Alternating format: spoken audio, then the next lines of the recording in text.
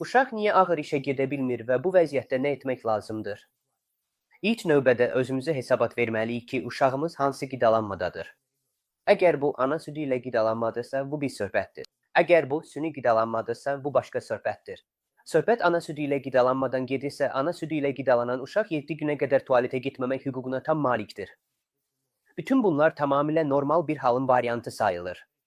Süni qidalanmada isə biz adətən 3-4 gün vaxt veririk.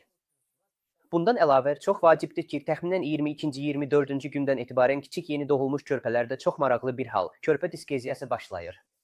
Yəni bu uşağın tualetə getməyi öyrənməyə başladığı bir prosesdir və təbiət etibarilə bu zaman uşaqlar özlərini sıxmağa, ayaqlarını özlərinə çəkməyə və qışqırmağa başlayırlar.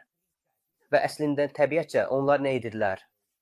Onlar qışqırırlar, qarın boşluğuna hava yığırlar, ayaqlarını çəkib bağırsağı düzləşdirirlər və bütün bu prosesi həyata keçirməyə çalışırlar. Aydındır ki, bu həmişə alınmır.